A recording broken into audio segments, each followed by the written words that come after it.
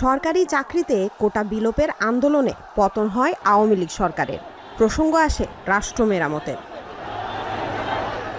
এখন একদিকে বিচার ও সংস্কার এবং অন্যদিকে নির্বাচনের প্রস্তুতি। চলতি বছরের ডিসেম্বর বা আগামী বছরের জুন নাগাদ ভোট আয়োজনে চোখ নির্বাচন কমিশনের।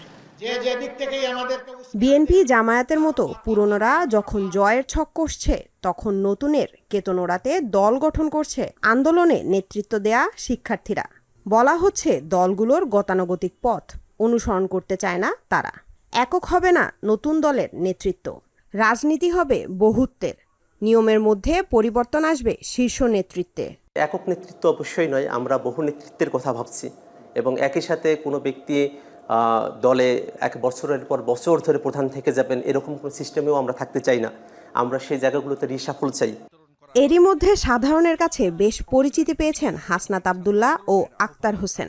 প্রশ্ন ছিল, নতুন দল ভিন্ন কি প্রতিশ্রুতি নিয়ে যাবে জনগণের দোরে?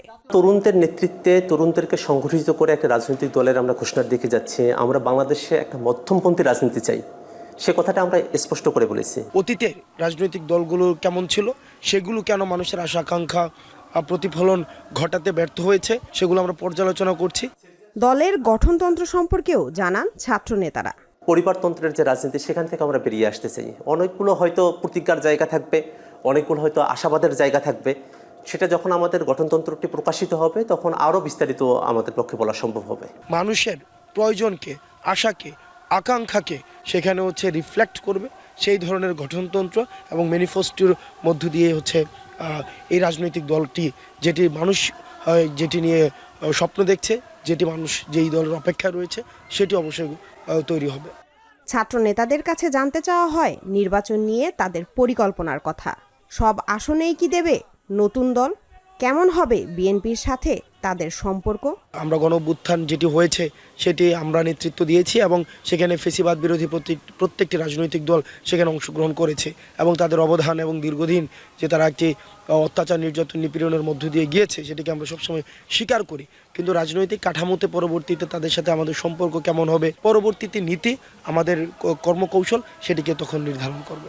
ছাত্র জনতার পক্ষ থেকে যে রাজনৈতিক দলটি আমরা করতে যাচ্ছি সেটা তার সর্বোচ্চ সামর্থ্য ব্যবহার করে বাংলাদেশে যতগুলো আসন থাকবে না কেন প্রত্যেকটা আসনেই আমরা প্রার্থী দেওয়ার চেষ্টা করব। জুলাই অভ্যুত্থানের সময়টাতে বিএনপি জামাত তারা আমাদের সহযোগী হিসেবে তারা সেই সময়টাতে কাজ করেছেন।